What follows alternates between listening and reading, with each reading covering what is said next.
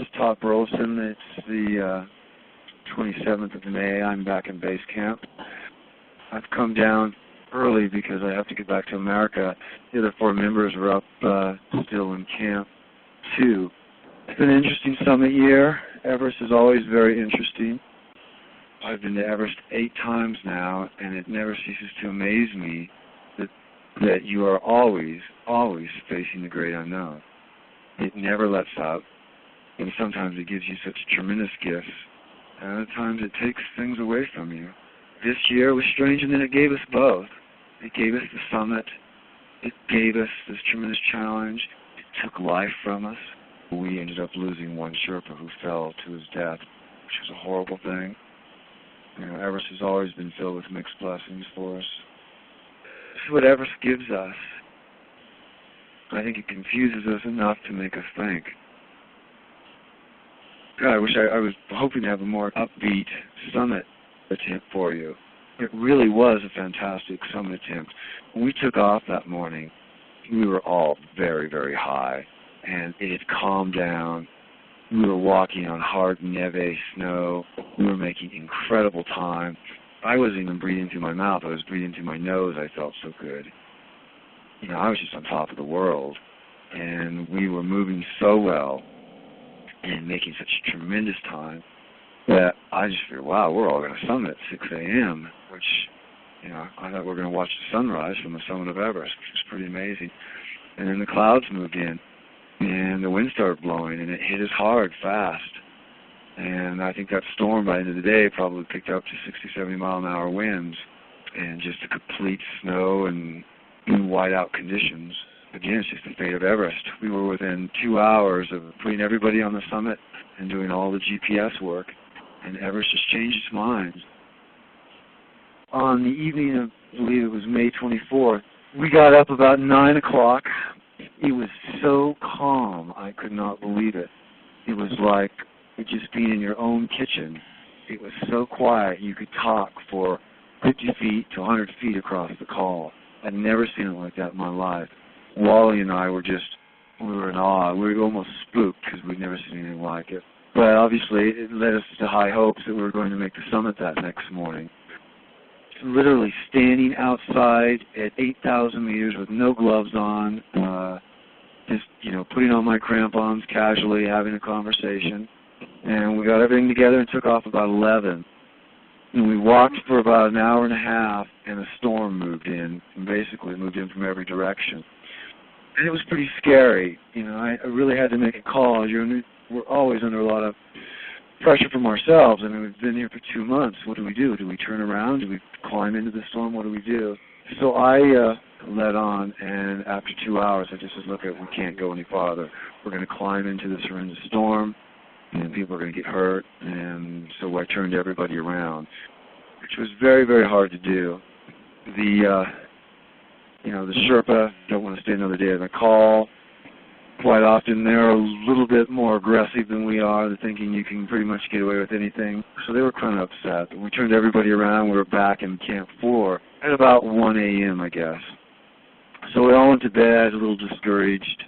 It was hard to call down to base camp and tell people that, we'd called off our summit attempt. And what was also a little bit hard is that we knew that there was a guy, a Mexican, who was a part of the OTT trip, who was left up on the mountain. And so without us, there was really no support for this man whatsoever, so we basically assumed he was dead. I kind of assumed he would probably be dead anyway, to have spent the night up there without oxygen. But anyway, the next morning, we reevaluated and pulled enough oxygen together to set up another attempt starting that next night. And I think everybody built up their hopes again and their desires, and it's very, very hard to sleep at 8,000 meters and stay up there. But we did, and amazingly enough, probably about, 10 or 11 o'clock, somebody spotted Hugo up at the top of the balcony, and the Sherpa went up to get him, and they brought him down, and he had very little frostbite. I gave him a quick evaluation, and they sent him on down the hill, and he had just sat up there in his down suit and spent the night, which was quite amazing. But anyway, that night, the wind blew pretty hard for the rest of the day. And that night we pulled together. It was windy. We had a lot harder sleep that night compared to the first night. We got up, pulled our oxygen together, took off. It was pretty intense. It had calmed down. It was a clear sky. We felt good about the summit attempt, but Wally was pretty tired. I wasn't sure how he was going to pull out. He ended up doing extremely well. We took off climbing, and basically the way it worked is Wally was oriented towards GPS. We had 9 Sherpa climbing with us that day, most of them carrying oxygen, 2 or 3 carrying GPS, and 5 members, Eric, Greg, myself, Wally, and Charles. Basically my job was to lead the climb, but also to facilitate helping Charles to ascend to the summit. And so I kind of took off first with the Sherpa to make sure everything was going well, and Charles was right behind me. We just started making tremendous time.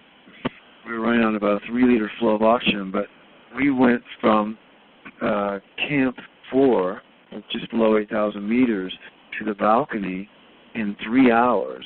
We left at 11 p.m. We were at the balcony at 2:15 in the morning, which was frightening in a sense because I had taken as long as 6 hours to do it in the past, and we were hoping to have light at that time. It was still in the middle of the night, and it was starting to snow a little bit. But not bad. It was calm. I think it was more complicated for Greg and Eric because they'd never been up on this route before, and all of a sudden they were kind of in whiteout conditions, at 83 or 8,400 meters. We switched an oxygen bottle there and started heading up towards the south summit.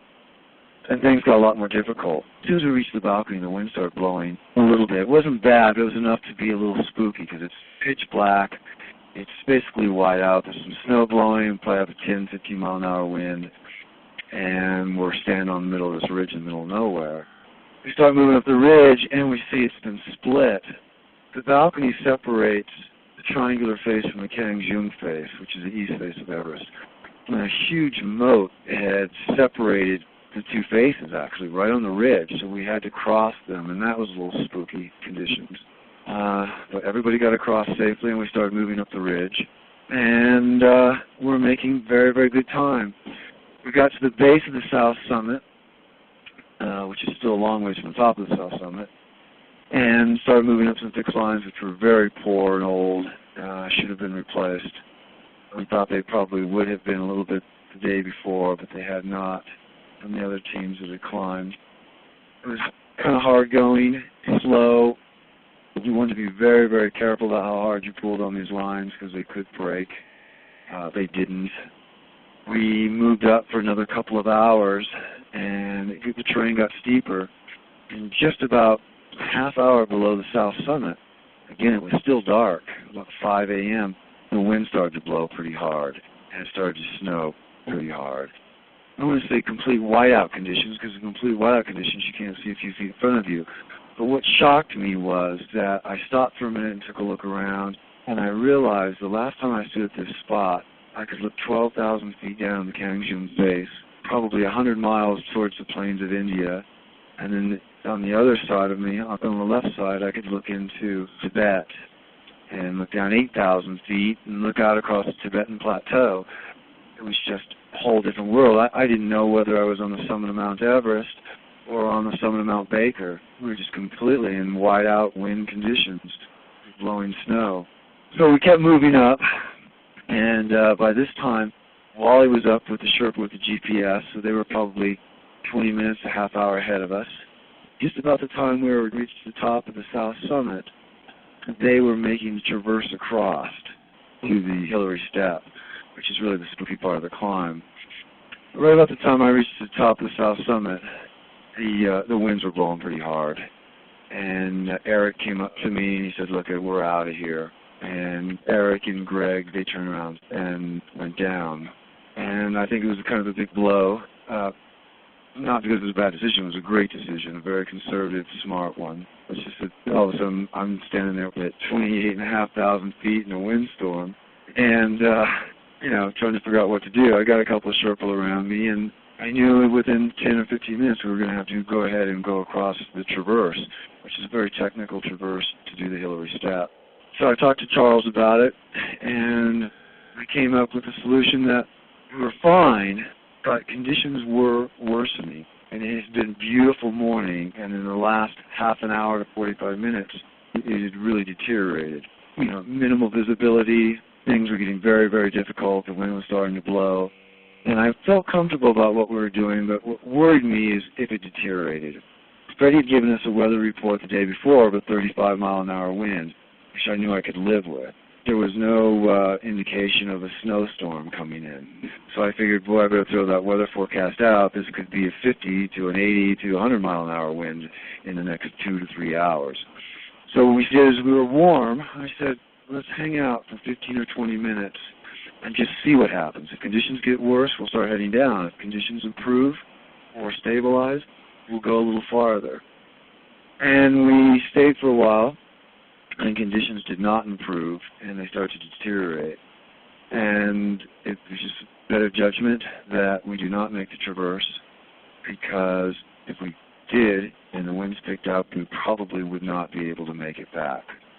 I said, let's go ahead now and descend slowly, and if the weather improves, we'll turn around and come back up. As we started to descend, we saw how difficult it was to descend. Our glasses were fogging up. Charles was having quite a bit of difficulty with trying to work with the lines. It was tough, so it became rather obvious that we could not continue to descend if conditions worsened. So what we did was we just descended. We decided not to come back up.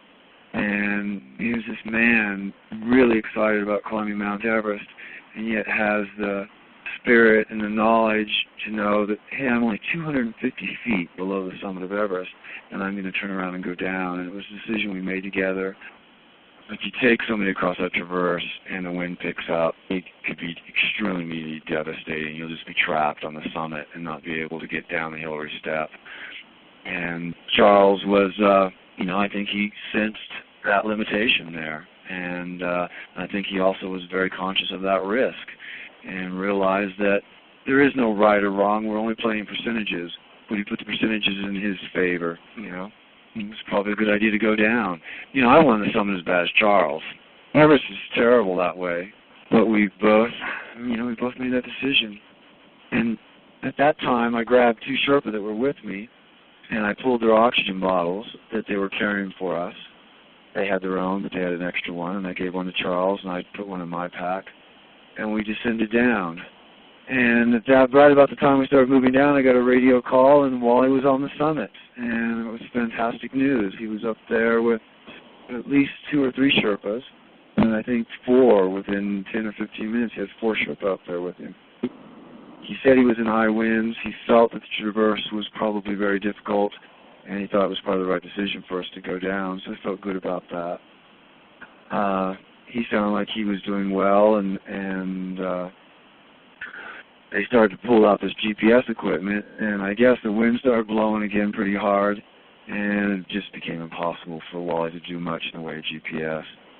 He told me one quick story, which hopefully he'll tell you tomorrow, is that he took out an antenna, and as soon as he took it out, the antenna blew away, and it started to go down the southwest face, and it got lodged around a rock, and he was so worried about losing this thing that he climbed all the way down to it and picked it up and went back to the summit with it. But there was just no way to get the receivers working and the equipment working in the storm. It was very sad because we had such incredible fast climbing time. I've never climbed on Everest so quickly. That we were at the south summit around 5:30. While I was on the summit like 6:15, I believe. That if that last hour or two would have just been good weather, we would have all summited and been able to have done all the research. It's just one of those things with Everest. It's kind of the fate of Everest, that it picks and chooses who gets to do what on which day and when. Eric and Greg were quite a bit long gone, and we moved quite slowly down. Charles and I did, but were in control, but moving down in the storm. And heard that Wally was on his way back. At that time, Lakpa, my Sirdar, and Nimatashi, and Tenzing Norbu decided to go across and summit. There really wasn't a need for it, except that they're just like us. They really like summiting Everest, and they traversed across and reached the summit and passed Wally somewhere along that line with the other 4 Sherpa coming back. As we descended, things were pretty straightforward. The Sherpa caught up to us, and Wally caught up to us, and finally Lakpa and Imatashi caught up to us, but they didn't catch up to us till almost back to Camp 4. And at that time, they told us that Tenzing did not make it back over the South Summit, and so we ended up losing 1 Sherpa who fell to his death on the Kangjun face, which is a terrible tragedy for us. And it still hasn't registered for most of us. There is no physical body. It's just kind of a memory in your mind. So I feel terrible about it. The Sherpa was a very experienced climber. Climbed Everest twice before. Once from the north side, once from the south. Tenzing was the same guy that rescued Makalu Gao last year. I've talked to Latka about it a lot. I haven't had a chance to talk to Nimatashi.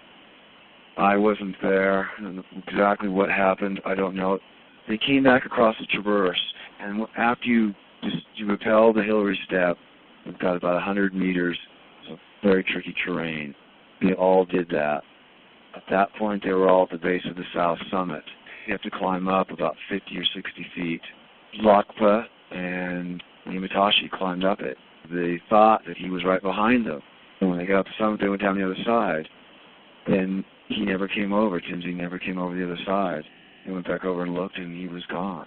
So, he just disappeared. He just simply fell is what he did. He slipped and fell. So easy to do. It really is. The Sherpa, they're so good at what they do that they just don't keep things as tight as they should. It's just because that's the way they climb mountains. They're strong guys. They're very aggressive. Lakpa, Nimatashi, and Tenzing had no reason to go across except the pure joy of wanting to summit Mount Everest. And, he just disappeared. And that's what happens. I wish I could tell you more. He was a great man.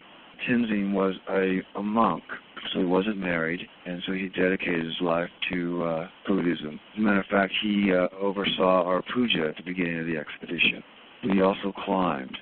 Just a terrific man. And that's the amazing thing about Everest. You think about it, it's so full of irony and contradictions, and we just had 20, 30 days of just horrible weather almost in a row. And then we start getting a reasonable forecast, and 41 people decide that they're all going to go on the same day. So many people. Those people hit the perfect day. And I think that's fantastic, and what a great fate that out of 30 days you pick one great day and 41 people go for it, and all of them come back alive even though one comes back a day later. And it's just kind of the luck of the draw of Everest. And then you look at what happened in 1996, where the luck of the draw was just the opposite. And a lot of people lost their lives when they went for it all on the same day. So that's part of it. And I look for myself personally, like, I didn't summit. It would have been great to have my 3rd summit, but I felt really good about being there. It would be nice to summit Everest one more time. But on the other hand, it's complete whiteout. I couldn't tell if I was on top of Mount Everest or the top of Mount Rainier. So what was the advantage, and what was it worth taking that risk to life? And, all these things go through our heads. I think it's been a powerful experience this year for all of us. I know for a lot of people, they won't understand why we would possibly take such risks. But it is a very, very powerful experience. And it just seems to be a part of the life here that we live and the way it works. Very hard to explain.